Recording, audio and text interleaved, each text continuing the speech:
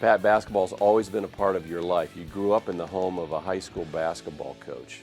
And tell us about what that experience was like and how it's influenced your life now. It was a great joy to be a part of that growing up. You know, I started going to games before I can remember, obviously. I think my first basketball game, I was about 6 months old, and I was in the gym my whole life. My dad coached for 27 years. From the time I can remember, every winter I was in the gym. You know, when I was a little kid, I was at almost all the practices. I was a manager. At halftime, I'm down in the locker room. I'm sitting on the bench every home game. And so we'd get home after games when I'm in junior high, and we're talking about what should have happened, what could have happened, what happened well. And I'm in high school, and we're talking about it. So you almost feel like coaching and basketball just becomes, it's a huge part of your life.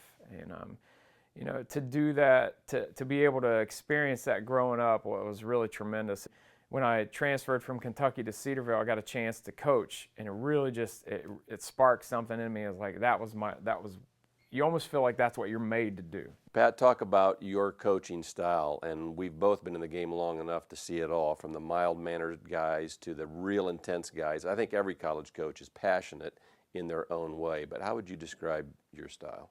I'm probably a little more intense, especially on game nights. Tom, get together! Foul! That is a foul! Nice job! Nice job! Oh, no! Probably more so in practice, even than game nights. Quit going for that! Get that! Nice job! Throw it and then tell him what to do. It's not open.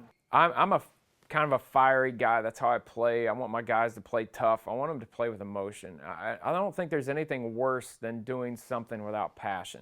You want to be passionate about what you do. You want them to understand that it matters. And in practice, it matters. It matters that you do the little things right. I can't drive everyone the same way. You know, guys are motivated by different things. So what motivates Brian Grant, my senior, may be different than what motivates J.C. Fabian, my freshman. Basketball is a game of chaos. And the teams that are successful are the teams that can handle that chaos and pull something good out of it. So in practice, sometimes I just create chaos. That's the way I try and coach. You try and mix it up, you know, with what drives kids and what we need at that moment. Sometimes we need a little ripping, and sometimes, you know, you need a big pat on the back and a hug, and hey, man, that was great. Men's basketball at Cedarville has affected the campus culture for decades.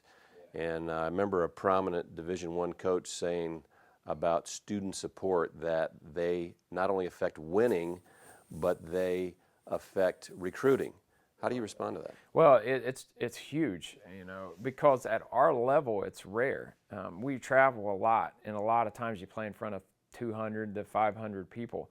So, you know, when you have a niche like Cedarville has, and you can get a kid to a game, and it's packed, and the kids are rowdy, and, you know, it's really tremendous, you know. We need that more often, I think, over the last year.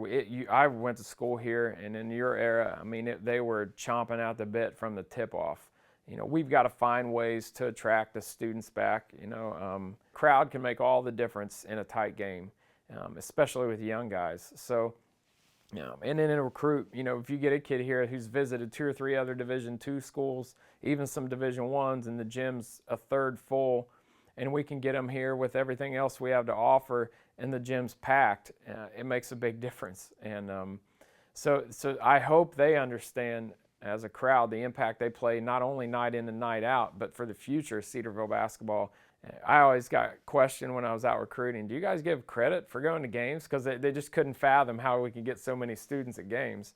And I always laughed, but you know, it's something we can't lose, and we've got to make sure we're proactive as a team, as an athletic department, to keep that, because it's part of Cedarville culture. Basketball games have been, since they were playing in Alfred Auditorium, part of the Cedarville culture, and we want to make sure it stays that way. I think those of us that have been around the program and part of the program for a long time hope that people that observe Cedarville basketball recognize the philosophy. While we want to win and be successful, it's certainly much more than that, especially in the spiritual realm. Yeah, it is. It's I mean, we talk about it every day. You know, basketball is just a phase of their life, but it is also, you know, it's a place where they learn what it means to do and to take and use gifts God gave them for Him. You're giving them back, whether it's practice, you know, or it's a game, or it's off the court. what he's given us, our obligation is to take this and make it better, add to it. It's the same thing with the basketball gifts. Your obligation is to get everything out of what God's given you, maximize what he's given you. So we approach the whole program that way. What we do, every decision we make, I don't want it to be driven by whether or not we're just winning games. I want it to be driven by, does this honor God? Is this something that honors him, that lifts him up? And for me, that's the greatest joy, is say, can these guys take basketball and say, I know how to show up every day even when I don't feel like it. I know how to give everything I've got for something bigger than myself, even when I don't feel like it. And what I'm trying to do is use basketball in my life, but also in their life, to say, hey man, I've been through this before. I can stick this out with my marriage. I can get through this with my kids, because I've had to do it on a scale when it really didn't matter. It's a win or a loss. But at some point, it's going to be a bigger cost. So if they can learn those lessons with little things on the line, then hopefully they'll be better off when they leave here. And that ultimately is what we're about. That's what I want to be about.